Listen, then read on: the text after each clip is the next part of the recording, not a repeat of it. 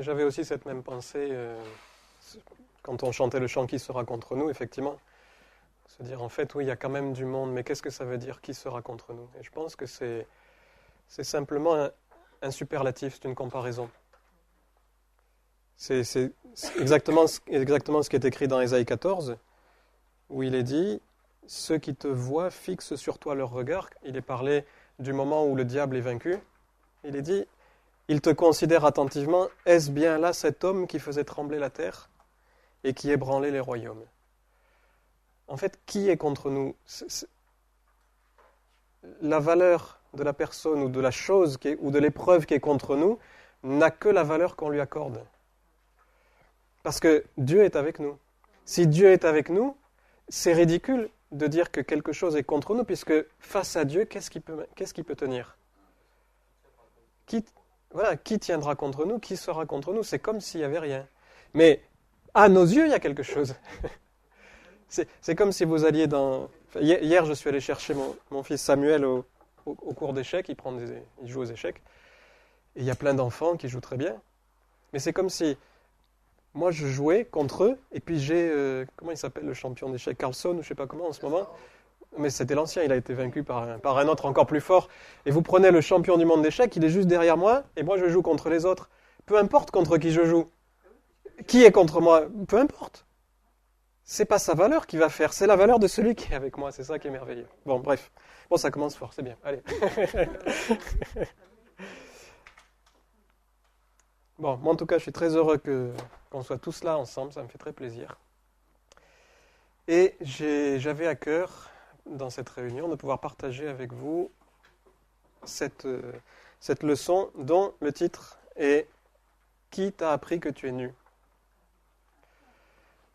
C'est une question étrange qui fait référence, bien évidemment, comme vous le voyez sur l'image, qui fait référence à Adam et Ève. Et la question que Dieu a posée à Adam, qui t'a appris que tu es nu? Vous remarquerez qu'il n'y a pas de réponse. Adam n'offre pas de réponse là-dessus. C'est ce qu'on va faire maintenant. C'est ce qu'on va faire pendant cette leçon-là. Et vous verrez à quel point c'est important. Donc avant de répondre directement à cette question, puisque ça perdrait tout son intérêt, on va d'abord remettre un petit peu dans le contexte. On va se remettre dans le contexte. Donc, vous pouvez prendre, si vous le souhaitez, dans Genèse au chapitre 2, à partir du verset 16, versets 16 et 17. L'Éternel donna cet ordre à l'homme. Tu pourras manger de tous les arbres du jardin, mais tu ne mangeras pas de l'arbre de la connaissance du bien et du mal, car le jour où tu en mangeras, tu mourras. D'autres traductions, effectivement, disent « tu mourras certainement ». Alors, il y a quelque chose d'intéressant à souligner dans ce verset, en particulier en hébreu. C'est qu'il existe des répétitions de mots en hébreu pour augmenter, pour accentuer le poids. Par exemple, il n'est pas dit « tu pourras manger de tous les arbres du jardin ». En fait, littéralement en hébreu, c'est « tu mangeras de tous les arbres du jardin ». C'est-à-dire manger est doublé. C'est pas « tu peux », mais c'est « tu vas ». Tu vas manger de tous les arbres du jardin. C'est ça, c'est pour toi. C'est vraiment pour toi, c'est à ta disposition. Tu te sers, tu prends, et tu prends encore plus. Mais l'autre point aussi intéressant, c'est de dire « le jour où tu en mangeras, tu mourras ». Et je vous ai mis là petite copie des mots Strong, que vous pouvez retrouver facilement sur Internet. Donc, c'est-à-dire pour chaque mot grec, ou chaque mot hébreu en l'occurrence ici, on a une signification encodée. Là, ce que l'on voit, c'est qu'il est dit à la fin, tu mourras. Et vous voyez que le mot pour mourir, vous ne voyez peut-être pas, c'est un peu petit, c'est mut, c'est mon accent hébreu qui n'est pas terrible, mais voilà, mut et répété. En fait, il est dit, tu mourras, tu mourras. C'est pour ça que certaines traductions ont dit, certainement tu mourras. En français, on ne le dit pas, on ne va pas doubler comme ça. Mais pourquoi est-ce que je le souligne? Parce qu'en fait, Dieu n'a pas parlé de peut-être, mais il a dit c'est sûr et c'est certain. C'est tellement certain que je te répète la chose. Tu vas manger de tous les arbres, ça oui, tu vas manger, mais celui de la connaissance du bien et du mal, si tu en manges, tu vas mourir, tu vas mourir. Voilà ce qu'il lui a dit. C'est-à-dire, ce n'était pas juste une petite promesse en l'air. C'était quelque chose de fort. d'accord, que malheureusement, dans cette version-là, française, traduction française, ne ressort pas suffisamment, il me semble. Et pour vous montrer pour vous montrer deux choses. La première chose, c'est dans Genèse 5.5, vous connaissez l'histoire bien évidemment, Adam et Ève ont mangé du fruit, défendu. Et Genèse 5.5 nous dit, tous les jours qu'Adam vécut furent de 930 ans, puis il mourut. Remarquez qu'il n'est pas dit, puis il mourut. Ça veut dire, par là, c'est bien que Dieu a voulu dire quelque chose de spécifique en doublant le mot. Hein. Puis il mourut. Voilà, c'est juste.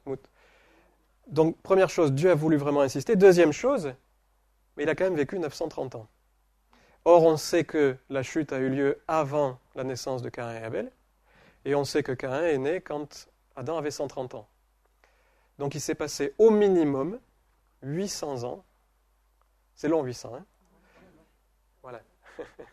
C'est long, 800 ans. Si Adam est mort, donc 800 ans avant que Adam ne meure physiquement, concrètement, je dirais. Mais, du coup, le fait de se dire Adam est mort 800 ans après la chute, et ça veut dire deux choses. Ça veut dire soit que Dieu s'est trompé, on peut peut-être écarter cette hypothèse, sinon on va partir dans de faux raisonnements, soit ça veut dire qu'effectivement, Dieu, en disant tu mourras, avait quelque chose d'autre en tête. C'est-à-dire que notre première pensée quand on pense de la mort, il s'agit de la mort physique, le corps qui va décrépir. Il cesse de fonctionner, notre cerveau s'arrête, nos organes s'arrêtent, donc c'est fini. Mais Dieu, semble-t-il, avait quelque chose d'autre en tête quand il a dit ça à Adam. Donc, qu'a-t-il d'autre en tête? Bien, on va le voir, mais je vais revenir à Genèse 3, verset 10, dans lequel il est dit « L'Éternel Dieu appela l'homme et lui dit « Où es-tu » Adam, l'homme, répondit « J'ai entendu ta voix dans le jardin et j'ai eu peur parce que je suis nu et je me suis caché. » Alors, l'hypothèse de laquelle je pars, c'est de dire « Puisque Dieu a dit « Si tu manges, tu vas mourir », ça s'est produit tout de suite. Il n'aurait pas insisté comme ça. Il n'aurait pas dit « Tu vas mourir, c'est sûr. » Vous voyez ce que je veux dire? Sinon, effectivement, s'il y a une insistance, s'il y a un doute, pourquoi pas? Ça peut durer 800 ans. Mais je pense que vraiment Dieu a dit « Tu vas mourir. » Il va vraiment se passer quelque chose, tu vas mourir. Or, la première chose que l'on voit lorsqu'Adam et Ève ont mangé du fruit défendu, c'est qu'ils ont eu honte, c'est-à-dire qu'ils se sont rendus compte qu'ils étaient nus. Leurs yeux se sont ouverts, ils se sont rendus compte qu'ils étaient nus. Ils ont eu honte, premier point. Deuxième point, ils ont eu peur. J'ai eu honte, ça m'a fait peur. Et donc, la honte et la crainte sont les premières conséquences de la mort. En fait, la mort commence à se manifester par quoi? Par la honte et par la crainte. Ce qui veut dire déjà que peut-être il faut qu'on revoie par rapport à notre façon de voir qu'est-ce qu'est la mort. C'est français ça? Oui. Et comment Dieu voit la mort. Parce que si Dieu a une manière de voir la mort d'une certaine façon et si nous on a une autre manière de voir, eh bien on se trompe. Il faut rétablir notre manière de voir la mort. Dans 2 Corinthiens 5, verset 8, Paul nous dit qu'il est plein de confiance et qu'il aime mieux quitter ce corps et demeurer auprès du Seigneur. Donc c'est une évidence pour nous qui sommes chrétiens, mais ce n'est pas parce que c'est évident qu'il ne faut pas le redire. Paul est en train de dire, si je quitte ce corps, je ne meurs pas. Puisque je demeure. Demeurer, ça veut dire rester avec, ça veut dire être vivant. Vous êtes d'accord avec ça? Paul est en train de dire, si je quitte ce corps, je ne serai pas mort, mais je serai auprès de Dieu. Donc le premier point, c'est ça, c'est que quitter notre corps terrestre, ce n'est pas mourir. C'est comme ça que tous les humains l'appellent, et c'est plus simple pour nous en tant que définition. Mais je pense que c'est bien de recentrer vis-à-vis de la manière dont la Bible voit les choses. Et Paul lui-même dit, moi si je quitte ce corps, je vais demeurer auprès de Dieu. Donc, en fait, je ne meurs pas, ça ne s'arrête pas là. Ça continue. Dans Apocalypse 20, dans Apocalypse chapitre 20, au verset 4, il nous est dit, je vis des trônes, et à ceux qui s'y assirent furent donnés le pouvoir de juger. Et je vis les âmes, en grec psyché, qui a donné psychiatre par exemple, ou psychologue, de ceux qui avaient été décapités à cause du témoignage de Jésus. Donc s'ils ont été décapités, leur corps a cessé de fonctionner, on est d'accord jusque-là? Et pourtant, Jean, dans l'Apocalypse, dit ce que j'ai vu les âmes de ces personnes-là. Donc, qu'est-ce qu'on tire de là? On tire qu'effectivement, quand le corps s'arrête de fonctionner, l'âme continue de vivre, puisque Jean en a vu. Vous êtes d'accord? Ça va? Dans 1 Pierre 3, 19, Pierre nous parle de Jésus, nous parle de sa mort et de sa résurrection, justement, et il nous dit que quand Jésus a été crucifié, il est allé prêcher aux esprits en prison. Et je vous ai mis le mot grec, pneuma, ici, qui a donné chez nous pneumatique, et qui veut dire souffle. C'est l'Esprit de Dieu. Ou pneumonie, oui, effectivement.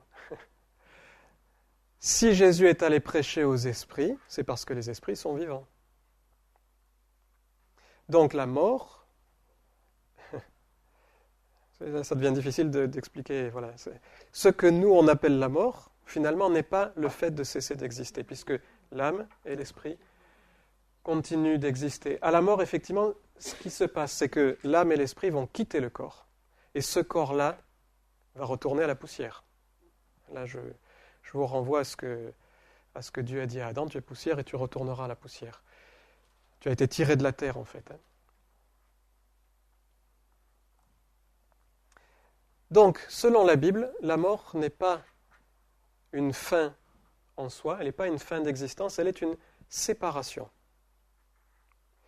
Et je pense que c'est pour ça que nous-mêmes, en tant que chrétiens, lorsqu'on va constater, subir la mort physique de notre proche, en particulier, on est très triste. Théoriquement, on ne devrait pas l'être si on se dit « il continue d'exister ». Mais on l'est pourquoi? Parce qu'il y a une séparation. Et cette tristesse est normale. Parce qu'à un moment donné, on ne se retrouve plus dans le même monde. Donc forcément, on ne se revoit plus, on ne communique plus, il y a un manque, et c'est normal. Mais il n'empêche que, et c'est ce point qui est important, selon la Bible, la mort, c'est une séparation.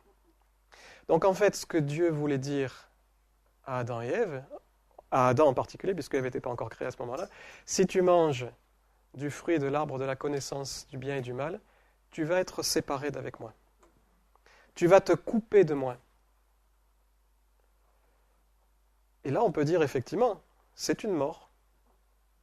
C'est une forme de mort. Effectivement, son esprit est mort. Donc, on connaît toute l'histoire. Je ne vais pas revenir dessus.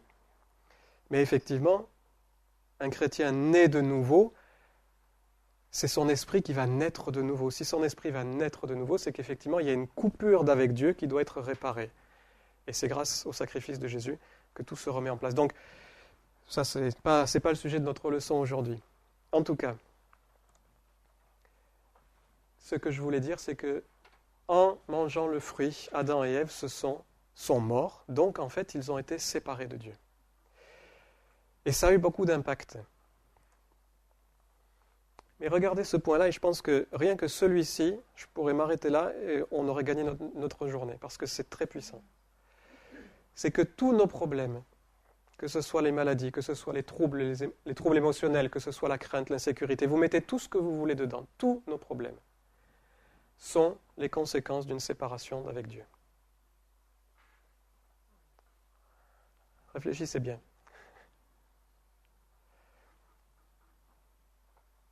C'est très puissant en fait, c'est très très puissant. Adam et Ève ont commencé à avoir des problèmes lorsque justement ils ont été séparés de Dieu. Et pour nous, c'est la même chose. On va dire, oui, mais j'arrive pas à guérir de ça, par exemple. Eh bien, le problème n'est pas en tant que tel. Alors, bien sûr, c'est un problème, mais le fond du problème n'est pas trop est-ce que j'arrive à guérir ou pas. Parce que de toute façon, à un moment donné, on aura tous des corps glorifiés. Et ce sera bien mieux que n'importe quelle guérison qu'on aura pu avoir sur cette terre.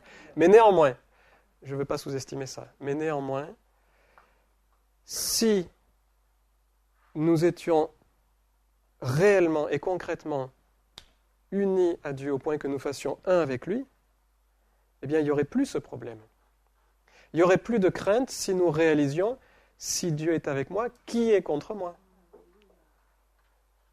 J'aurais plus de troubles émotionnels, personne ne m'aime, si je sais à quel point Dieu m'aime.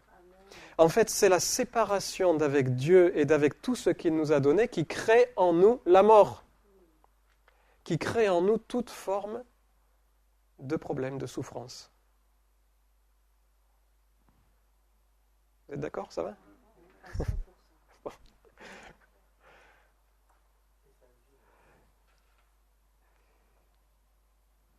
Regardez dans Genèse 3 maintenant, au premier verset. Le serpent était le plus rusé de tous les animaux des champs que l'Éternel Dieu avait fait. Il dit à la femme, Dieu a-t-il réellement dit, vous ne mangerez pas de tous les arbres du jardin? Ah, alors Le diable a utilisé l'animal le plus rusé. Ça, on en avait déjà parlé, mais je fais juste une petite parenthèse là-dessus. Parce qu'en réalité, il n'a jamais eu et il n'aura jamais aucun pouvoir pour forcer l'homme à faire quoi que ce soit.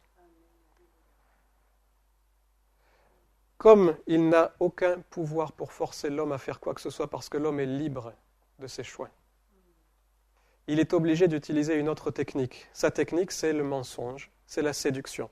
Si je te fais croire que tu es esclave, tu vas vivre comme un esclave. Je ne veux surtout pas que tu saches que tu es libre. C'est pour ça que dans Luc 4, Jésus a dit « Je suis venu annoncer une bonne nouvelle aux captifs. » Et non pas « Je suis venu libérer les captifs. » La bonne nouvelle, c'est « Je vous dis la vérité. » La vérité, c'est que vous êtes libre. Si vous croyez à la vérité, vous serez libre. Jean 8. La vérité vous rendra libre. Pas le fait que je doive défoncer des murailles. Pas le fait que je doive sortir ou faire quoi que ce soit. C'est la vérité qui me rend libre.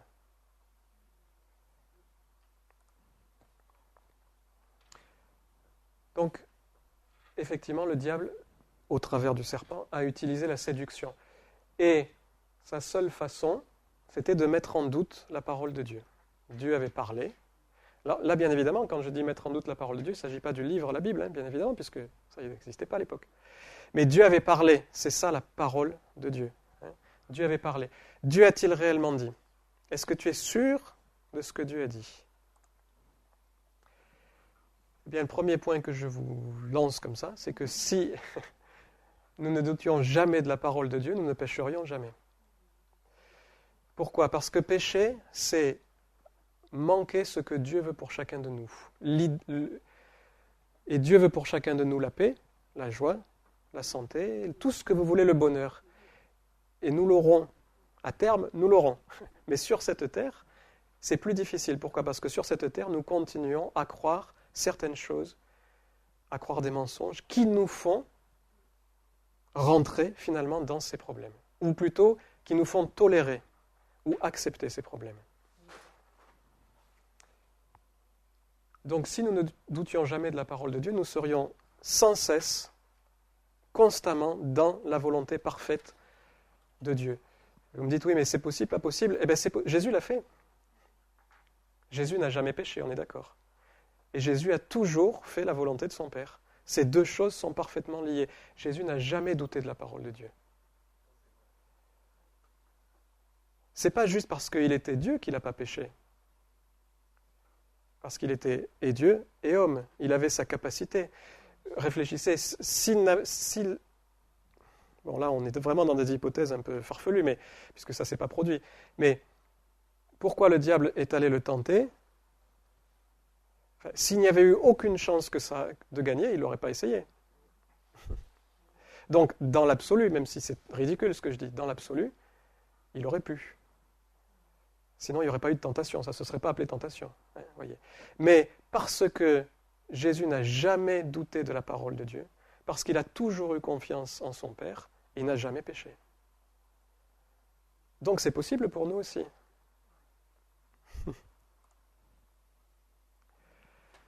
Et puis, voyez ce qui s'est passé lorsque Dieu a dit qu'est-ce qui s'est passé. Alors, tu as mangé, c'est ça, du fruit. Ouais, mais c'est la femme que tu as mise à côté de moi. Le problème, un des problèmes dans nos vies, c'est que de manière générale, on cherche à mettre la faute sur quelqu'un d'autre. Et d'accord, j'ai tous ces problèmes, ok, mais c'est parce que tu as vu ce qu'il m'a fait lui? J'aurais pas réagi comme ça si on ne m'avait pas fait ça. Et ça, c'est toute la psychologie humaine à fond la caisse. mets la faute sur quelqu'un d'autre, et ça ira beaucoup mieux. Là, je pense qu'il y a quelque chose de libérateur, c'est de se dire, j'ai ma part là-dedans.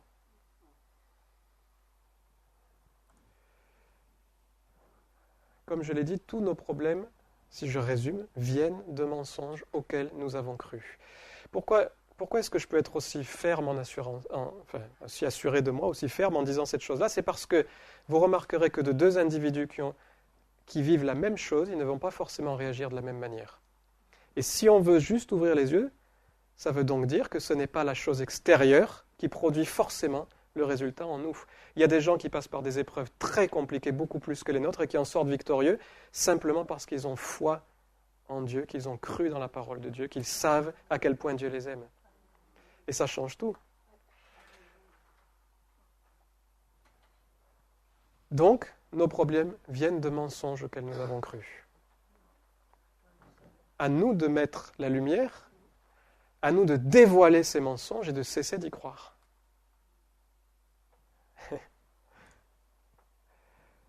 De fait, eh bien, nous sommes ceux qui avons donné de la puissance au diable. Puisque, en croyant à ces mensonges, nous les rendons vrais. Nous y croyons dur comme fer. D'ailleurs, c'est des fois difficile. Vous avez quelqu'un qui souffre, prenez ne fût-ce que des questions douloureuses comme les couples. Ben, c'est souvent, toujours, la faute de l'autre. Et c'est très difficile d'essayer de se dire, et si finalement ce n'était pas que la faute de l'autre? Et si finalement j'avais ma part? Et en général, on croit tellement à ces mensonges qu'on n'est pas prêt à les abandonner. On les chérit même des fois, ces mensonges. Oui, mais depuis que je suis tout petit, je suis comme ça. D'accord. Ça, c'est un fait, mais ce n'est pas parce que c'est un fait que c'est une vérité.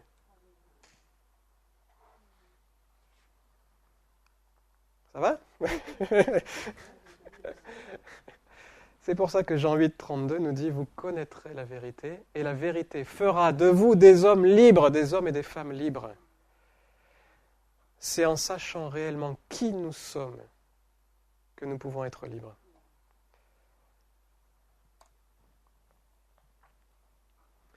Donc le premier pas pour être libre, c'est de prendre nos propres responsabilités et de ne pas mettre la faute sur les autres. Quand je dis les autres, ça peut être même les circonstances. Si déjà on accepte ça dans nos vies, ce sera super. Alors pourquoi est-ce que c'est important? Parce que si je comprends que le problème vient de moi, je peux faire quelque chose. Mais si le problème vient de quelqu'un d'autre, quelle puissance j'ai moi pour changer l'autre? Je reviens au couple. Le plus gros problème des couples, c'est qu'on essaie de changer l'autre. Mais ça ne marche pas. Désolé. Ça ne marche pas. Et même, je dirais, ça fait l'effet inverse. En général, quand on va essayer de changer l'autre. Le seul levier que vous avez vis-à-vis de l'humanité, c'est sur votre propre humanité. Ce n'est pas sur les autres. Parce que chacun de nous, on a notre libre arbitre. Vous savez qu'il y a des prières qui sont faites sur d'autres personnes qui sont illégitimes. Parce qu'en fait, elles violeraient le libre arbitre de l'autre. Réfléchissez.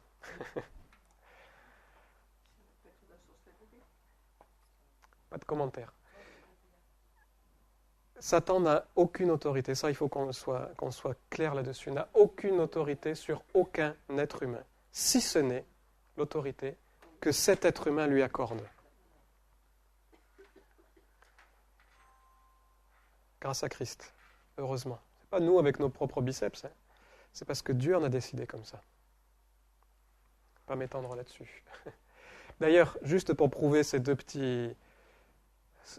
juste deux versets pour prouver ce que je viens de dire, c'est que dans 1 Pierre 5, verset 8, il est dit « Votre adversaire, le diable, rôde comme un lion rugissant, cherchant qui il dévorera. » Est-ce que vous savez, est-ce que vous avez réalisé que si le diable pouvait détruire ou dévorer chaque être humain, ça ferait longtemps qu'il l'aurait fait?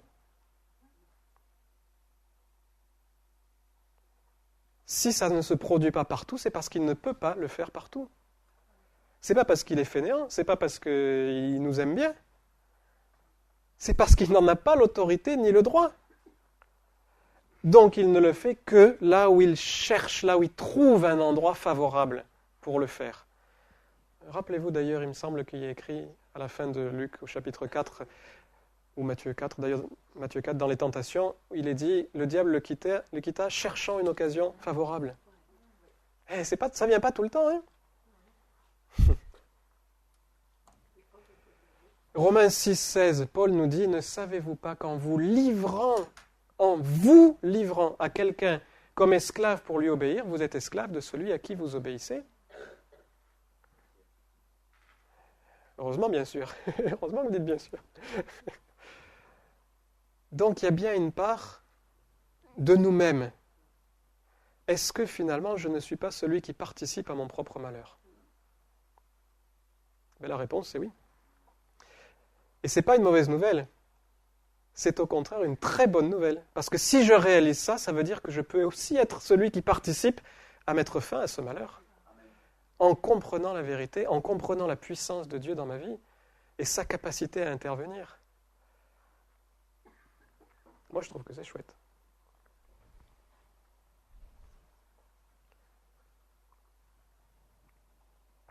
C'est bon? Je peux passer à la suivante.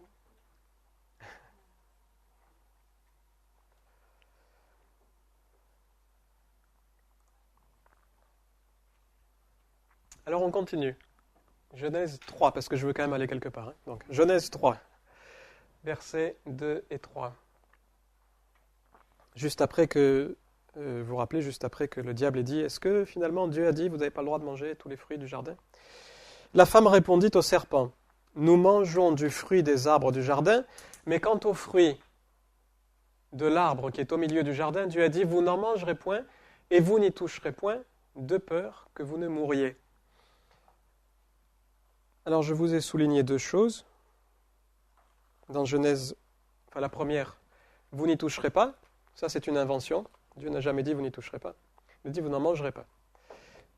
Soit.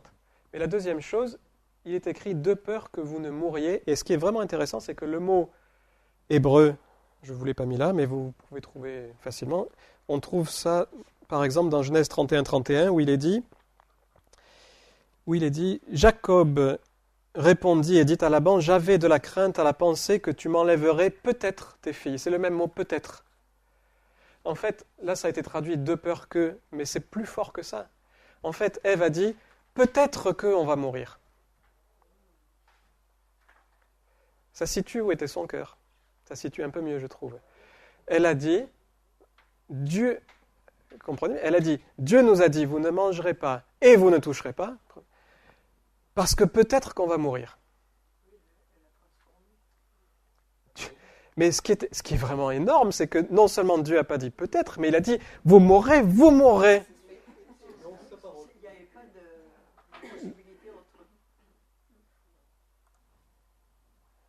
Donc vous le savez, si on rajoute, si on enlève à ce que Dieu dit, on se fait notre propre Dieu.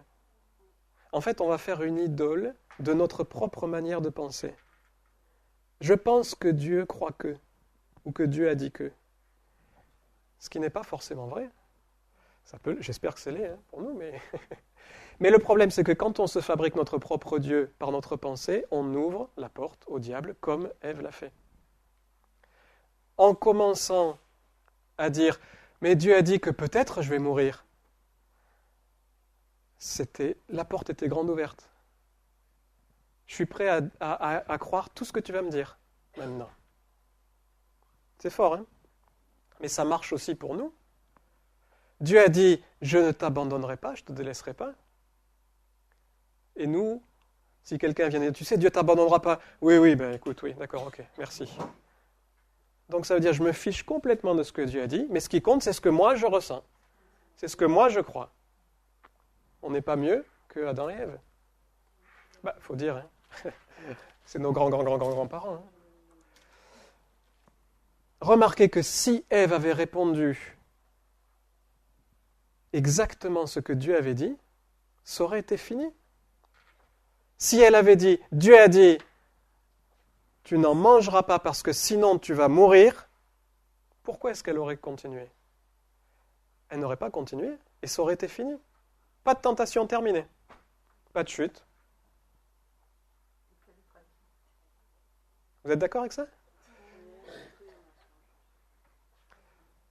C'est parce qu'elle n'a pas respecté. Oui, il y a un souci? Oui, parce que moi, il me semble que Dieu a parlé à Adam et c'est Adam qui l'a dit à Ève. Donc déjà, il n'a peut-être pas dit exactement. Peu importe. Nous, c'est pareil. Nous, on va lire. Tu sais, nous, beaucoup de paroles que l'on reçoit, on les a reçues de quelqu'un d'autre qui nous a dit que, qui lui-même l'a entendu de quelqu'un d'autre qui l'a dit que. Soyons honnêtes aussi. Mais il n'empêche qu'on est quand même responsable, chacun de nous, pour ce qu'on reçoit. Elle n'a pas entendu Dieu réellement le dire, je suis d'accord. Quoique, disons, la Bible ne nous dit pas qu'elle l'a entendu directement de Dieu. La Bible nous dit que ça a été dit à Adam, on en déduit que Adam l'a dit à Ève. Maintenant, il est dit aussi qu'ils avaient une relation qui parlait, qui se voyait le soir.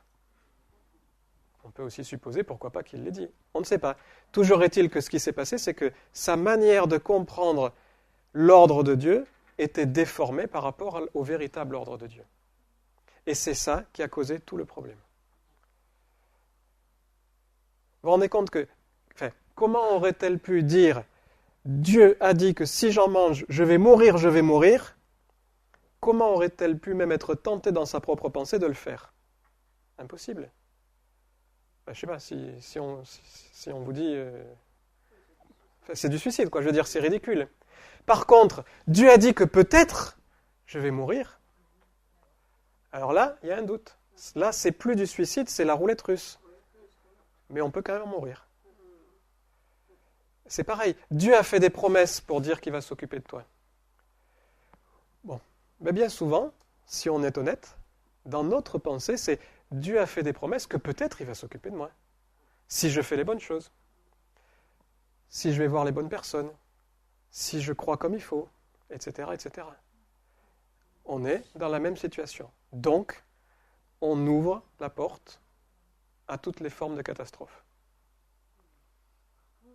Et on prie Dieu après en disant « Mais qu'est-ce que tu as fait, Seigneur? Tu m'oublies ?» Bon, pardon, il faut que je me retienne.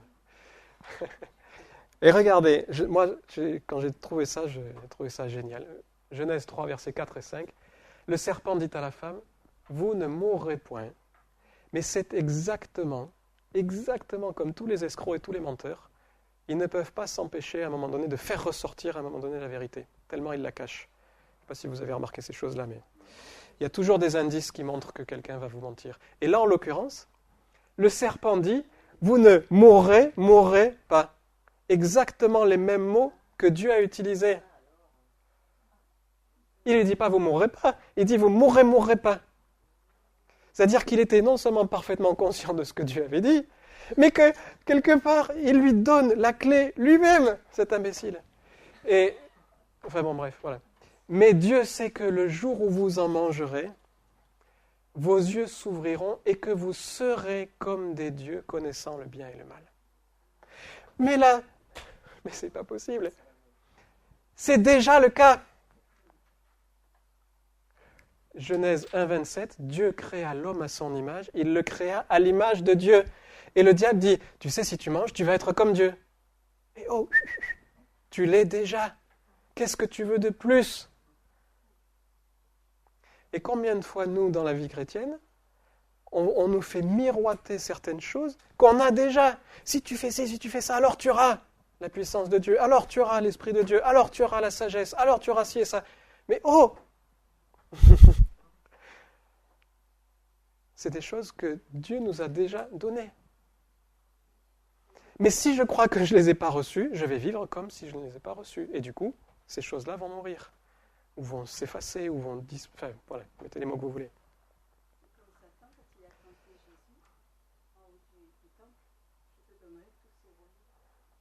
Oui, ils sont déjà à lui.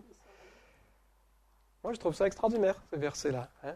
Ça nous montre un peu la personnalité du diable. Je trouve ça... Il n'est pas mieux que tous ces escrocs. Le problème, c'est qu'à la seconde même où Ève a laissé germer en elle cette mauvaise graine, je ne vais pas vous refaire le cours sur les semences, mais vous le connaissez, j'espère, par cœur, eh bien, cette mauvaise graine était une graine au sujet de sa propre identité. Vous serez comme des dieux. Ça veut dire, vous n'êtes pas comme des dieux. Ça veut dire, tu n'es pas celle que tu crois être. Il y a mieux pour toi. C'est toujours mieux, c'est toujours plus loin, c'est toujours après, c'est jamais maintenant. Et c'est au sujet de l'identité d'Ève que le diable a attaqué. Eh bien, dès qu'elle a accepté que son identité n'était pas forcément l'identité que Dieu avait dit pour elle, mais celle qu'elle-même avait déterminée à cause des soupçons que le diable a mis en elle, tout a été perdu. Ah ben oui, finalement non, on n'est pas comme des dieux. Et c'est arrivé au point qu'ils ont eu honte d'eux-mêmes, et cette séparation est venue d'avec Dieu, puisque nous, on n'est pas comme Dieu. Alors qu'ils sont faits à l'image de Dieu. Et si on est différent, on ne s'entend plus. On ne se comprend plus, on ne se parle plus. Je me cache, j'ai peur, j'ai honte, je suis différent. Allez, on reprend, on continue plutôt. Donc je disais que la tactique du diable, c'est de nous faire douter de qui nous sommes, de notre propre identité. Parce que le diable ne peut rien faire contre quelqu'un qui connaît sa propre identité. Si tu sais vraiment qui tu es, on ne te fera pas croire que tu es quelqu'un d'autre. Et si tu sais que tu es le Fils de Dieu, la fille de Dieu bien-aimée, on ne te fera pas croire que Dieu ne t'aime pas et qu'il ne va pas s'occuper de toi. Tu vas croire que Dieu ne t'aime pas et qu'il ne s'occupe pas de toi lorsque finalement tu ne crois pas que tu es son fils ou sa fille bien-aimée. Donc il s'agit bien d'une question d'identité.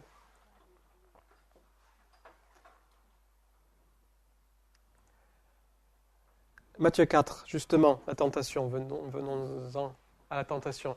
Versets 1 à 11. Je ne vais pas m'étendre là-dessus, ce n'est pas le sujet de ce cours, mais quand même une petite parenthèse. Vous allez voir, très intéressante. Matthieu 4, 11. La manière dont le diable a tenté Jésus, devinez quoi, c'est « si tu es le Fils de Dieu ». Eh bien, c'est justement le maître. S'il avait réussi à le faire douter de sa propre identité, il aurait gagné. Eh oui. En fait, c'est pour ça qu'il n'y a pas beaucoup de tactiques du diable. On lui donne beaucoup plus de puissance et de force que ce qu'il a. Mais alors attention, puisque le combat il est sur l'identité, à un moment donné, il faut que j'arrive à justifier mon identité quelque part, ne fût-ce que pour moi, ou en tout cas vis-à-vis de celui qui m'attaque. Ça vous est arrivé, si vous traversez les frontières, il vous faut justifier votre identité. C'est normal de justifier à un moment donné son identité. Mais de quelle manière est-ce qu'on va justifier notre identité ? Eh bien, au risque de vous surprendre, j'espère vous surprendre, il y a plein de façons de justifier notre identité qui ne sont pas des bonnes façons. Premièrement, je ne peux pas justifier mon identité sur ce que je ressens. Ce n'est pas parce que je me sens fils de Dieu que je suis fils de Dieu. Parce que notre manière de ressentir n'est pas fiable. Nos émotions fluctuent. Oh, ce matin, je ne me sens pas bien. Bon, et alors ? Hier, par contre, ça allait vraiment bien. Ah oui, donc finalement, tu es bien, tu es pas bien ? Ça dépend des jours. Ok, donc ça, c'est pas ton identité, d'accord ? Donc, si tu t'appuies sur ce que tu ressens, c'est chaos. On est d'accord là-dessus ? On ne peut pas non plus s'appuyer sur ce que j'aimerais être. Oh, j'aimerais finalement, j'ai vraiment à cœur d'être le Fils de Dieu. On peut reprendre ça. J'aimerais vraiment, c'est ce que je veux de tout mon cœur. Ce n'est pas parce que tu veux quelque chose que tu es cette chose-là. Parce que d'une part, je peux changer d'avis. Pas d'une part, mais parce que ce que j'aimerais être, comme les émotions, va fluctuer. Quand j'étais petit, je pouvais être pompier, par exemple. Ou je crois que je suis tel. Mais vous avez remarqué dans votre vie que même votre propre manière de vous voir, ou vos objectifs dans la vie, évoluent. Ah, je voulais à un moment donné sauver le monde, puis à un moment donné, je ne veux plus, puis à un moment donné, etc. Bon, voilà, peu importe. Donc, ce que j'aimerais être n'est pas suffisant non plus pour justifier mon identité. Ce que j'ai appris de moi-même, n'est pas non plus suffisant. C'est pas parce que j'ai appris, c'est pas parce que quelqu'un m'a dit tu es fils de Dieu que tu l'es. Pourquoi ? Parce que je peux très bien être mal enseigné. La chose, voilà, j'ai mis tu es musulman pour toujours. Par exemple, ça c'est ce que tous les enfants musulmans entendent. Tu es né musulman, tu es musulman. C'est un mensonge. Oui. Si je reste sur ce qu'on m'a appris, eh bien, je n'ai aucune garantie que ce soit la vérité. Donc je ne peux pas justifier mon identité en disant « on me l'a toujours dit ». Un autre exemple, c'est que vos parents peut-être vous ont dit « mais toi tu es un imbécile, tu es maladroit, tu n'arriveras jamais à rien dans la vie ». Mais ce n'est pas ça qui définit ta véritable identité en réalité. Le fait que tu y crois va te faire rentrer dans ces choses-là, parce que tu t'amènes à croire ces choses-là, mais ce n'est pas ça qui définit ta propre identité. Si c'était le cas, ce serait embêtant, parce que vis-à-vis de ce qu'on nous apprend, vous avez certainement entendu des gens qui vous voient d'une manière et d'autres qui vous voient d'une autre. Alors, qui a raison, qui a tort ? C'est pas fiable, ça suffit pas. C'est ce deuxième point-là, sur ce que les autres disent. C'est pas parce que quelqu'un dit quelque chose de moi que ça définit mon identité. Alors ça, c'est puissant quand même. Parce que combien de fois quelqu'un peut venir nous voir et c'est franchement, tu m'as blessé parce que tu as fait ci, ou je trouve que tu es comme ci, comme ça. Et, paf, on le prend comme un poignard dans le cœur. Ah, c'est comme ça qu'on me voit. Et puis, on s'effondre. Rien ne va plus. On ne m'aime plus. C'est la cata, etc., etc. Ça, c'est ce que les autres disent. Mais qui prouve que ce que les autres disent est vrai ? Rien. Rien. Les jugements divergent. Je vous ai mis, si votre ramage se rapporte à votre plumage. C'est pas parce que tu dis quelque chose de quelqu'un qu'il est cette chose-là, ou c'est pas parce que quelqu'un va dire quelque chose de moi. Regardez, il n'y a qu'à voir tous ces hommes ou ces stars qui sont montés tellement haut, adulés, et puis le lendemain, ça vaut plus rien, c'est plus personne. Donc l'identité ne peut pas être basée sur ce que les autres disent. Quand je vous dis ça, c'est vraiment pour chacun de nous. Ça veut dire, je ne dois pas me voir en fonction de ce que je ressens. Je ne dois pas me voir en fonction de ce que j'aimerais être. Je ne dois pas me voir en fonction de ce que j'ai appris. Je ne dois même pas me voir en fonction de ce que les autres disent que je suis. Mais attention, je ne peux pas non plus me justifier vis-à-vis de ce que je crois. Ah. Et oui, parce qu'en fait, je peux me tromper. C'est pas parce que je crois quelque chose que c'est vrai. Il y a des milliards de gens sur cette terre qui croient des milliards de choses. Or, la vérité, il y en a une seule. Donc, ce n'est pas suffisant de dire « je crois que je suis ».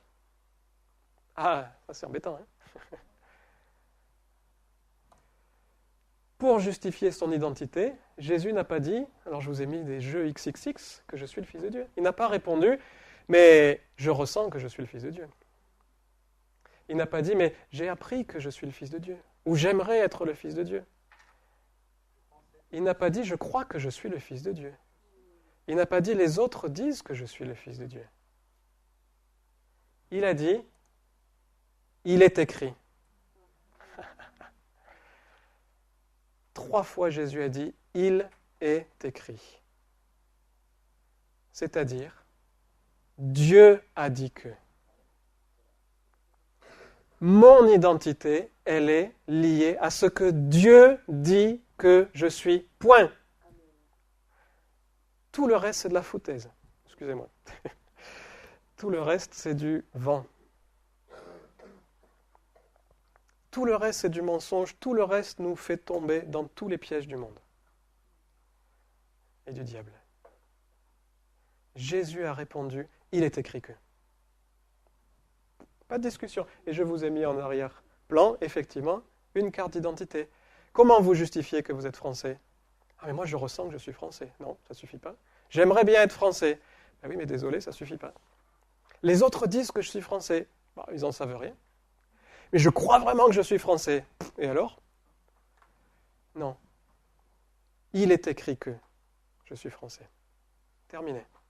Tu passes toutes les frontières comme ça. Personne ne peut t'arrêter. C'est important, hein ?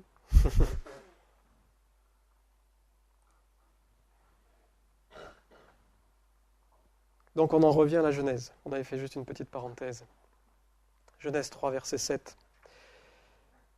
Les yeux, donc là, Ève a pris du fruit, défendu, et voilà ce qui s'est passé. Les yeux de l'un et de l'autre s'ouvrirent.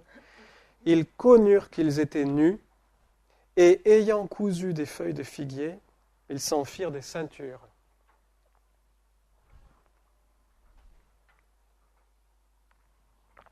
Voilà les conséquences, les premiers actes, les premières conséquences de ce qui s'est passé lorsque le mensonge a été accepté, cru. Voilà maintenant les conséquences. Première chose, les yeux de l'un et de l'autre s'ouvrirent. Ils connurent qu'ils étaient nus. La question que je pose, c'est, quand il est dit les yeux s'ouvrir, en fait, comment étaient leurs yeux à ce moment-là ? Est-ce que leurs yeux étaient vraiment fermés sur leur état ? C'est intéressant quand même de se dire les yeux s'ouvrir. On comprend bien qu'il y a un double sens. On ne les imagine pas comme ça en train de découvrir, parce que Adam devait nommer tous les animaux, c'était pas au toucher, hein. Surtout pour les porcs-épics ou les hérissons. Et donc, il avait forcément les yeux ouverts. Mais or, il est dit, leurs yeux s'ouvrir. Il y a bien quelque chose qui se produit, on est d'accord, hein ?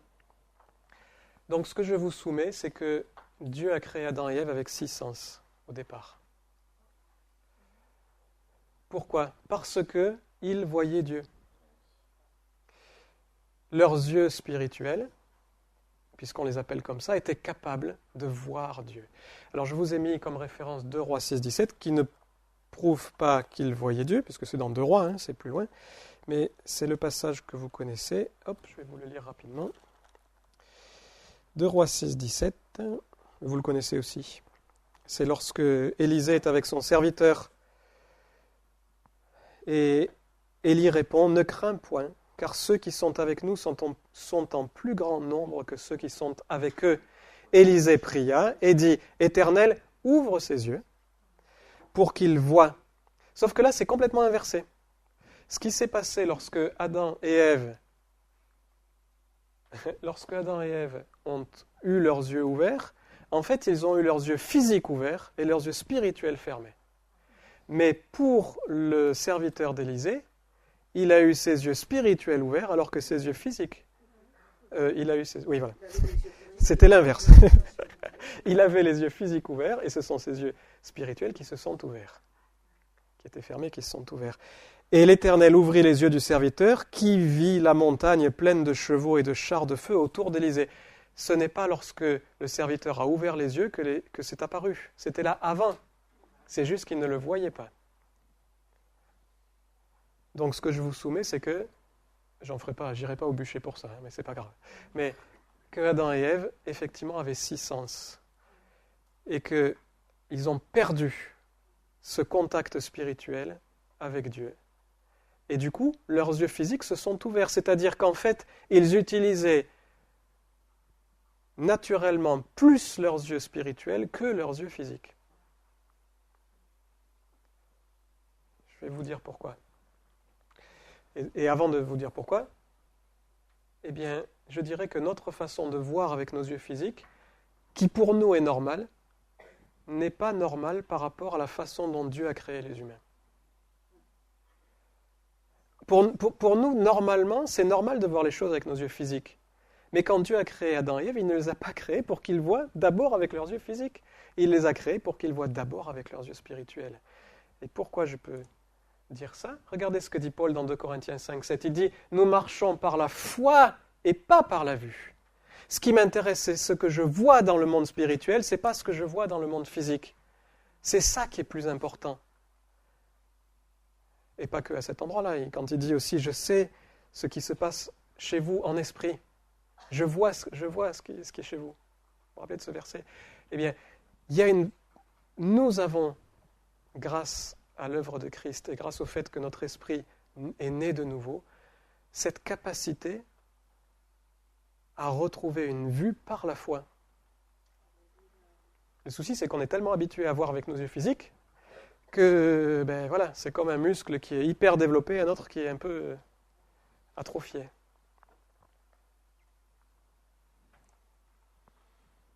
Un chrétien d'ailleurs est dit né de nouveau. Pourquoi on dit qu'un chrétien est né de nouveau? Parce que son esprit est né de nouveau. Oui, c'est pas parce que son corps a changé, hein. Pas parce que son âme a changé non plus. Quelqu'un se convertit, son âme ne change pas. Il peut y avoir quelques miracles et quelques améliorations, mais elle ne change pas complètement. Or, Paul nous dit, vous êtes une nouvelle créature. Donc ça, vous le savez. Bon, on ne s'étend pas là-dessus. J'espère que c'est bon pour tout le monde. J'ai bougé ma souris. Hop.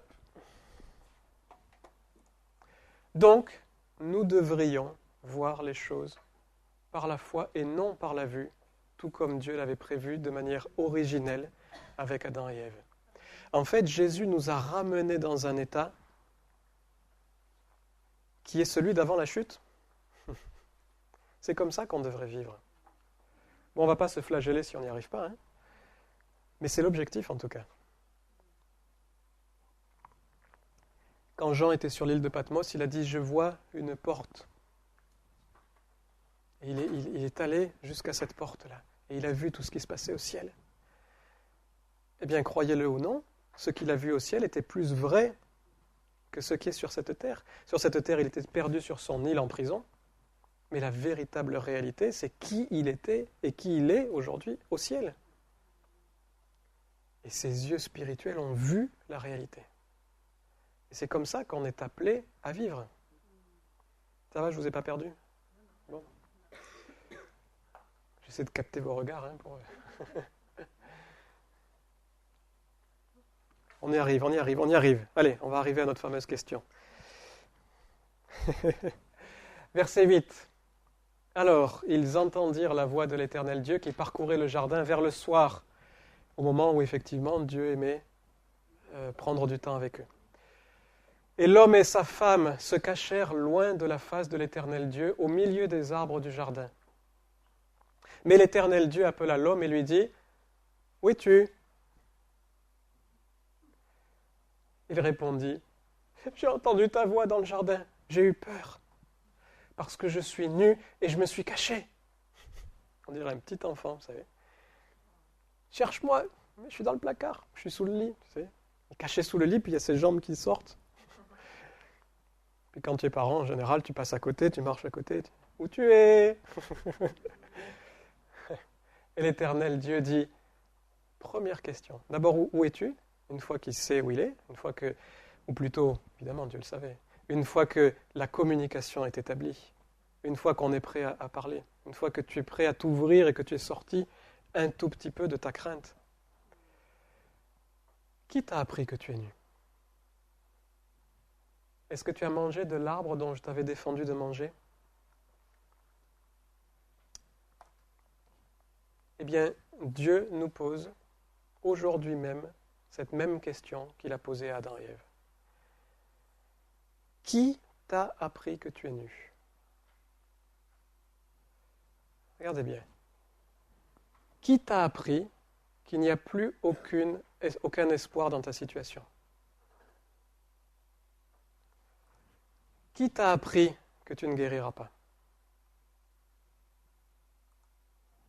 Qui t'a appris que tu n'es pas vainqueur en toutes choses? Qui t'a appris que ce que tu fais ne va pas prospérer? Qui t'a appris que tu n'es pas aimé? Toutes ces choses que tu crois, qui te les a apprises?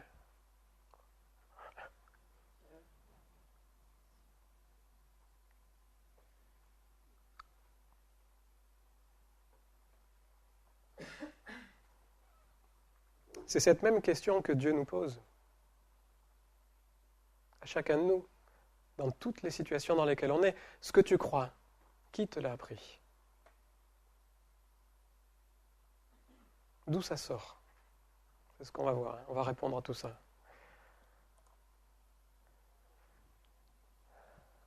D'où vient ce que Adam et Ève ont appris?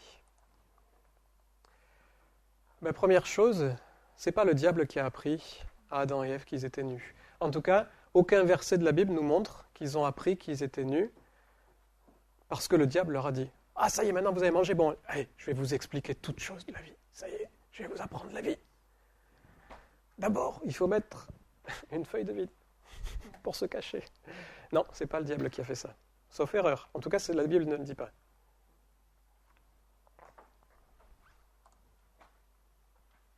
Mais c'est pas Dieu non plus qui a appris à Adam et Ève qu'ils étaient nus. Cette connaissance ne leur est pas venue de Dieu. On est d'accord là-dessus? Parce que d'abord, Adam et Ève ont eu honte et ont eu peur de Dieu. Ce n'était pas le cas avant. Avant, ça se passait très bien avec Dieu. Et c'est Dieu lui-même qui a posé cette question. D'ailleurs, il a dit, qui t'a appris que tu es nu? Est-ce que tu aurais mangé de l'arbre de la connaissance du bien et du mal? Les deux questions sont liées en fait. La seconde nous apporte la réponse à la première. En fait, la connaissance qu'ils avaient d'eux-mêmes était la preuve de la transgression. Oui, tout à fait. Pour Dieu, c'était évident. Si tu sais que tu es nu, c'est certainement que tu as mangé de cet arbre. Donc cette connaissance est venue de l'arbre et de la connaissance du bien et du mal. Logique, non? D'ailleurs, regardez, Genèse 2, donc j'ai souligné le 2 parce que c'est bien avant. Genèse 2,15 nous dit « L'homme et sa femme étaient tous deux nus, et ils n'en avaient pas honte. » Ce n'est pas le fait de manger le fruit qui les a rendus nus. Ils n'ont pas perdu quelque chose qui fait qu'ils étaient vêtus d'une manière ou d'une autre et qu'ils sont devenus nus, puisque la Bible nous dit « Ils étaient tous les deux nus. » Oh, ben, s'ils étaient nus, d'accord? Mais ils étaient nus avant. Et ils n'en avaient pas honte. C'est-à-dire que le savaient-ils, ne le savaient-ils pas? En tout cas, pour eux, ça ne posait aucun problème. Jusque-là, ça ne leur posait aucun problème dans leur relation avec Dieu. Donc, Adam et Ève étaient tout autant nus avant d'avoir mangé le fruit qu'après avoir mangé le fruit. Ils étaient tout autant nus, pas plus ni moins. Tout pareil nus. Mais lorsqu'ils ont mangé du fruit de cet arbre, ils ont pris conscience de leur état. Il s'est passé quelque chose en eux. Une conscience est venue. Ah, maintenant je réalise ce que c'est. Et donc, Dieu n'a pas créé l'homme et la femme avec la capacité de juger constamment ce qui est bien et ce qui est mal. Ce n'est qu'après qu'ils aient mangé la connaissance de l'arbre du bien et du mal qu'ils se sont mis à juger sur ce qui était bien et sur ce qui était mal. Avant, ils ne le jugeaient pas, puisqu'ils n'avaient pas honte d'être nus. Ils ne se posaient même pas la question de ça pouvait être bien ou mal.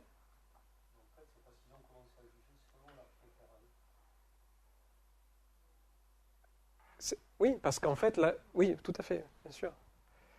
Bien sûr. À un moment donné, leur conscience est née ou a été activée, et cette conscience a fait son œuvre, c'est-à-dire commencer à juger entre le bien et le mal. Et on va le voir. Pardon, tu veux que je revienne ?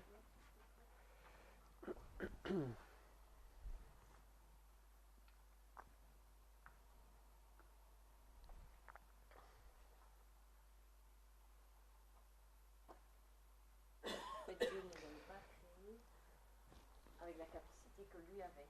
Donc Dieu avait quand même une capacité, cette capacité-là que Dieu a, l'homme ne l'avait pas au départ. Avant la chute. Non, effectivement. Dieu n'a pas souhaité créer l'homme avec cette capacité de juger entre le bien et le mal. Pas complètement comme lui. Ils étaient à l'image. À l'image. À l'image ne veut pas dire 100%. Ça, c'était la différence. Oui. Une chose ou l'autre. Et oui, mais d'ailleurs c'est salutaire. C'était salutaire. Alors, on y va ? Dans Hébreux 4, 13, il nous a dit quelque chose de très intéressant. Il nous a dit « Nulle créature n'est cachée devant lui, mais tout est à nu et à découvert aux yeux de celui à qui nous devons rendre compte, parlant de Dieu. » En fait, Adam et Ève, qui se sont dit « Ah, on est nus !» Une catastrophe. Mais Hébreu nous rappelle qu'en fait, que tu sois nu ou habillé, de toute façon, Dieu te connaît, Dieu te voit. Hein, c'est comme les petits-enfants de 2 ans ou 3 ans. Enfin, 3 ans, on ne réagit pas comme ça, mais enfin bref, comme les petits-enfants, les parents les ont vus nus depuis le début. Eh oui, Mais après, il faut respecter leur intimité. Mais en fait, ils savent très bien comment ça marche. Et Dieu savait très bien comment ça fonctionnait chez Adam et Ève. C'est lui qui l'a fait. Rien n'était caché à ses yeux. Le fait que... Et non, c'était pas mal. Il n'y avait pas de valeur sur le fait d'être nu. Alors attention, je ne prêche pas pour le naturisme. Restez habillés pour tous ceux qui sont encore charnels.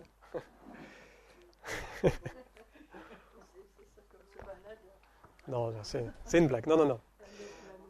Pour le bien de tous, on va rester tous habillés. Alors. Exactement. C'était amoral, c'est-à-dire sans aucun jugement de valeur ni de moralité. Ni bien, ni mal, rien. C'était comme ça. Pas plus que tu vas dire un caillou. Est-ce qu'un caillou est nu? On s'en fiche, c'est une question qui ne se pose même pas. Mais c'était comme ça pareil pour eux. Ils sont comme ça. La honte et la honte de leur nudité, qu'est-ce que ça montre? Ça montre que Adam et Ève ont perdu leur relation avec Dieu. Donc c'est ce que je disais tout à l'heure. Cette fameuse mort dont Dieu parle, c'est le fait de couper une relation.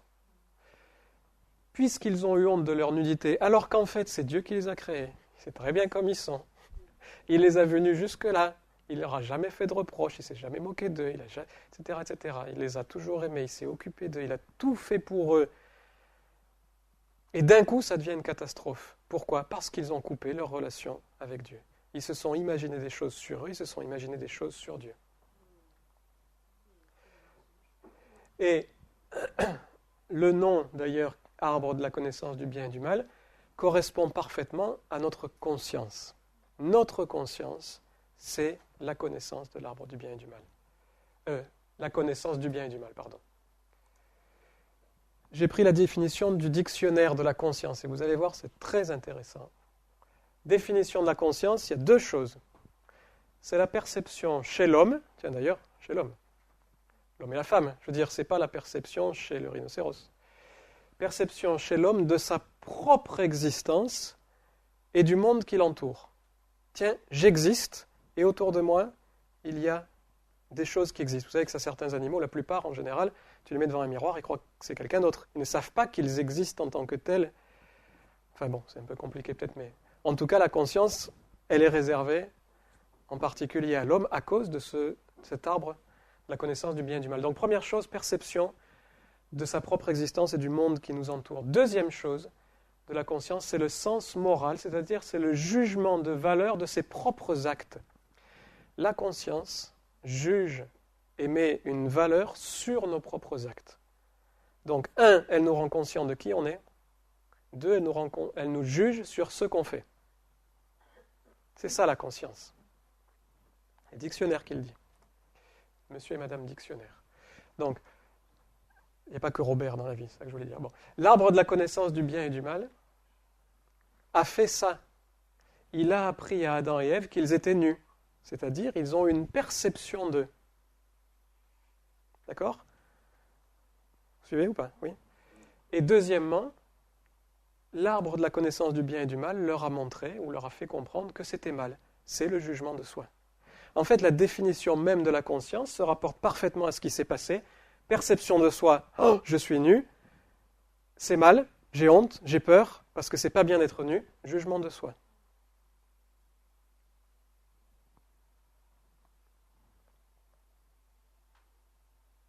C'est bon?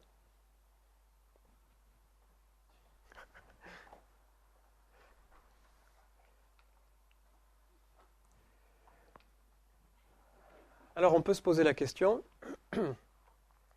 par rapport à cet arbre de la connaissance du bien et du mal, soit effectivement cet arbre a activé une conscience qui était créée à l'origine par Dieu, soit il l'a carrément donné à l'homme. Bon, je ne sais pas ce que vous en pensez. En tout cas, ce que je vous propose, c'est de voir par exemple au verset 22 du chapitre 3, l'Éternel Dieu dit « Voici l'homme est devenu comme l'un de nous pour la connaissance du bien et du mal. Empêchons-le maintenant d'avancer sa main, de prendre de l'arbre de vie, d'en manger et de vivre éternellement. » Là, il semblerait qu'effectivement, le fait d'aller vers un arbre te fait recevoir quelque chose de l'arbre. C'est ce qu'il dit. D'ailleurs, dans Apocalypse 2,7, il est dit à celui qui vaincra, je lui donnerai à manger de l'arbre de vie qui est au milieu du paradis de Dieu. Il y a une transmission de quelque chose par l'arbre. C'est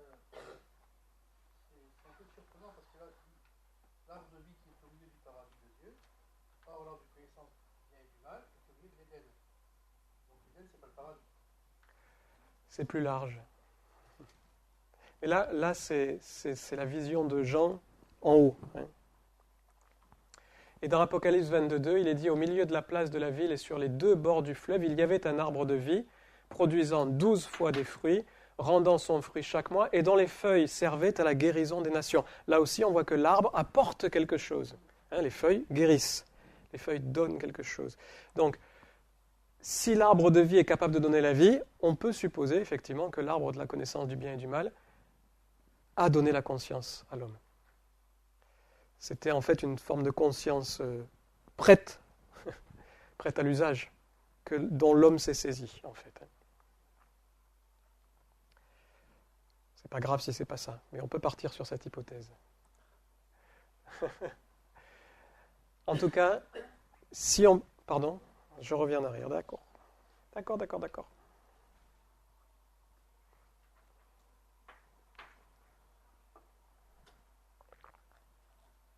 Mais je vous laisse juger si c'est bon ou pas.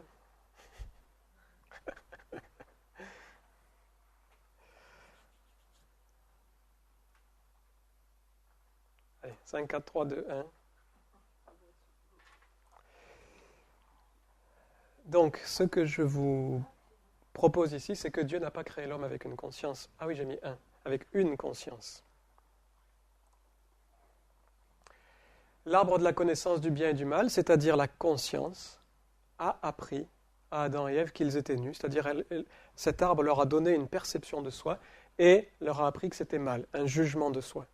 En fait, c'est en prenant de cet arbre que cette conscience est venue et a fait son œuvre, tout simplement. Le fruit de la conscience, c'est quoi le fruit de la conscience ? Eh oui, tu en manges, il va se produire quelque chose. Bien, c'est la honte de soi, c'est la crainte de la punition.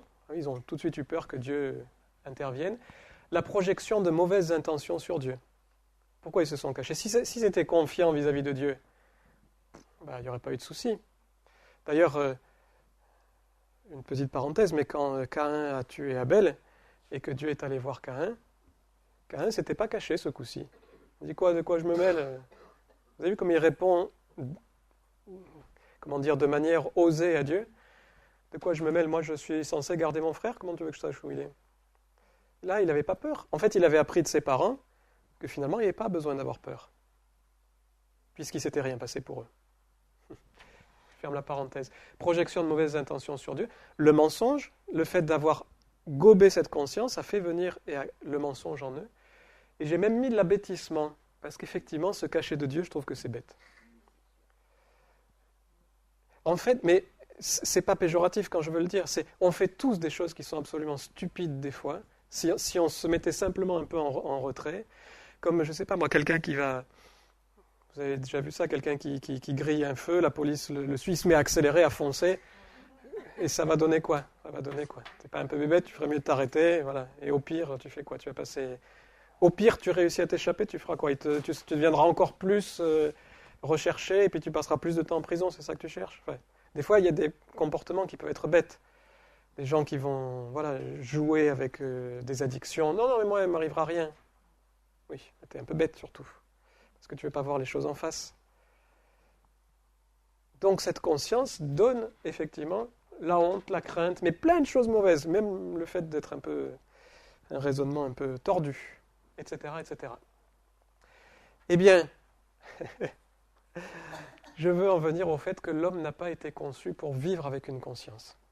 Si on va mal aujourd'hui, si l'humanité va mal aujourd'hui, c'est parce que l'humanité est créée avec une conscience. Je vais développer un peu plus, ne vous en faites pas. Ah oui, je vous avais dit. Hein.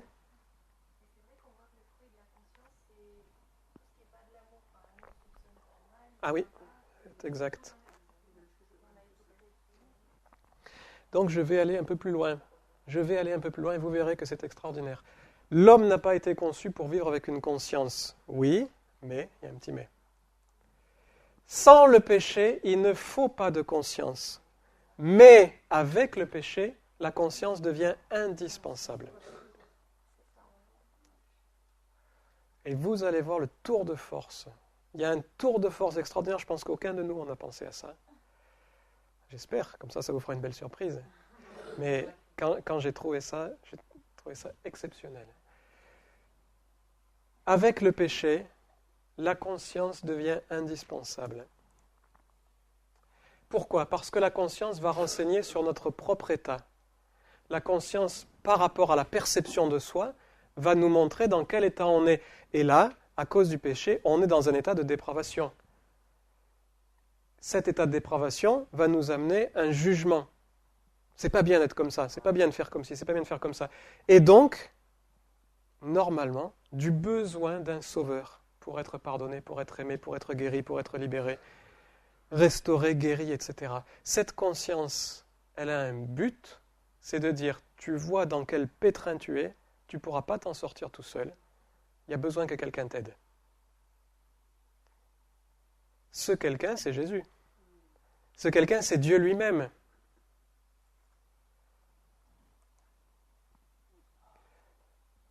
Dieu a...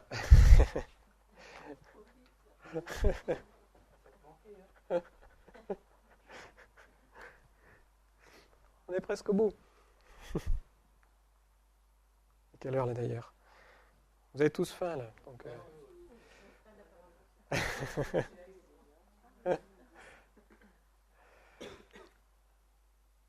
Donc je reprends. La conscience va nous renseigner sur notre propre état. Il y a effectivement, cette conscience va nous juger. Et ce jugement est bon dans la mesure où il est censé nous amener à avoir un sauveur. Et vous allez voir comment les choses se passent. Donc, je ne sais pas si vous avez déjà eu cette pensée en tête, mais de vous dire, mais pourquoi ça s'est passé comme ça ? C'est une cata. Il y en a marre de ce qu'ont fait Adam et Ève. Maintenant, on est dans le pétrin jusqu'au bout, on subit des choses qu'on n'a pas demandées, etc., etc. Dieu s'est drôlement fait avoir. Je ne sais pas si vous êtes allé jusqu'au raisonnement comme ça, mais on pourrait se dire effectivement, mais pourquoi est-ce que Dieu a laissé faire toutes ces choses ? Pourquoi est-ce que finalement, un truc aussi bête, il s'est fait avoir, quoi ? Première chose importante, Dieu a voulu nous placer devant un choix pour que nous ayons de quoi exercer un libre arbitre. C'est pour ça qu'il a dit, ça tu ne feras pas, pour qu'on ait un choix. Si tu n'as pas de choix, tu es un robot. Or, Dieu ne voulait pas que nous soyons des robots. Dieu voulait que nous exercions notre libre arbitre, et pour pouvoir l'exercer, il faut avoir un choix.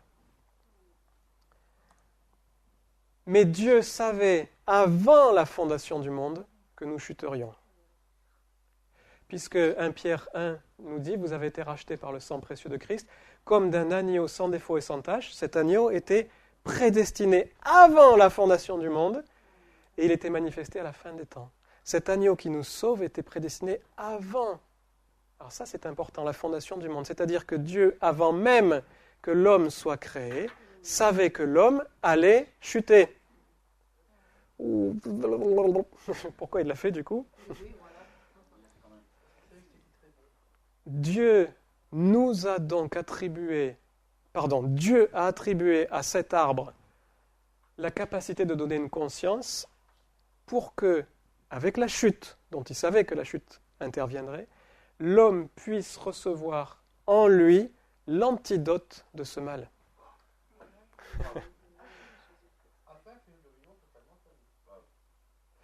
Dieu, sachant que l'homme allait chuter, a dit, puisqu'il va chuter, dans sa chute, je vais lui mettre le moyen de sortir de sa chute.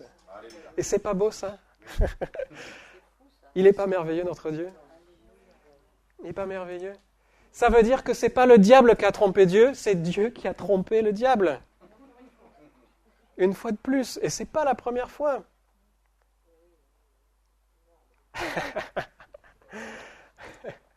La même chose s'est produite lorsque Jésus a été crucifié.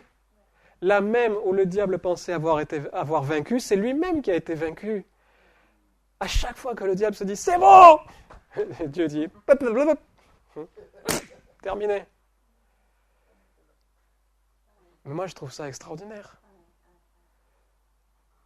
Dieu a placé dans notre chute le moyen de sortir de la chute. Il ne nous a pas laissés seuls. Il savait dès le début. Il est extraordinaire.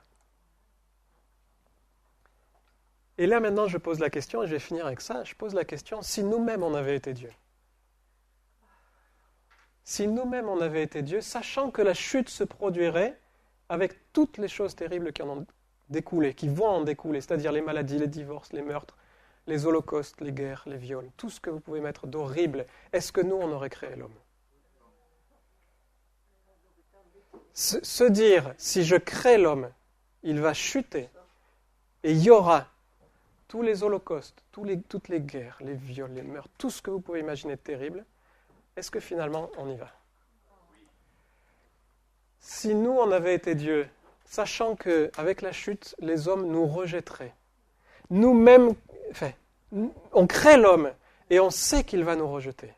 On sait que non seulement il va nous rejeter, mais il va se faire des idoles en disant « c'est lui, cette idole-là de bois, le vrai Dieu ». Sachant que les hommes allaient devenir religieux et se couper de Dieu encore plus, est-ce qu'on se serait dit « je vais quand même créer l'homme ». Si on avait été Dieu, sachant que la seule solution pour sortir les hommes de leur piège, ce serait d'envoyer mon propre fils sur terre, et que ce propre fils quitte son statut de Dieu pour devenir un simple homme, et que non seulement ça, mais que ça lui coûterait la vie, mais qu'il souffrirait la plus grande souffrance que jamais aucun être humain n'a souffert, une souffrance parfaitement injuste, puisqu'il a porté tous les péchés du monde, et les vôtres, et les nôtres, et tous ceux de l'humanité entière, alors qu'il n'avait pas commis le moindre péché. Se dire, mon fils, mon propre fils, je l'envoie là pour qu'il meure à leur place, alors que lui n'a rien fait, est-ce qu'on aurait dit, ça vaut le coup ? Eh bien, sachant tout cela, Dieu a jugé que notre existence valait plus que toutes les souffrances du monde.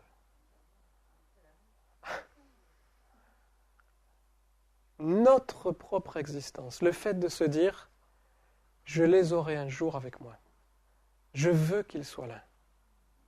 Imaginez un couple qui n'a pas d'enfant et qui cherche à adopter, et qui dit « je veux un enfant, je le veux, même s'il est malade, même si, peu importe l'état dans lequel il est, je le veux, je veux cette relation avec cet enfant ». Et Dieu dit « je veux cette relation-là, quel que soit le prix que cela aura ». Ça veut dire que Dieu nous a attribué une valeur supérieure à sa propre vie. C'est énorme. C'est énorme. Philippiens 2, versets 5 à 8, on peut le lire.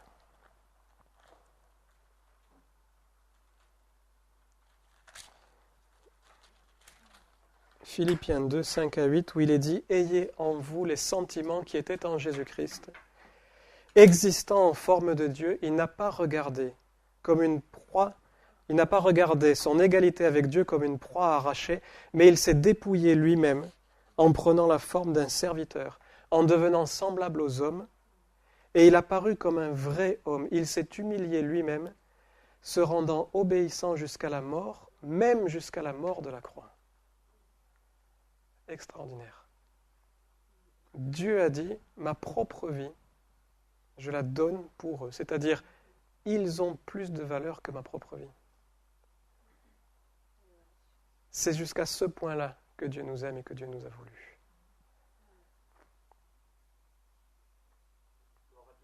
Alléluia. Allez, c'est la fin de la première leçon. Allez, on a droit à une pause. Alléluia. Moi, j'aimerais juste prier parce que c'est important. Là. Si vous voulez, oui. Alléluia. Père, je prie que par ton esprit, nous puissions ouvrir notre cœur à la vérité de ton évangile, à la vérité de ce que tu as fait.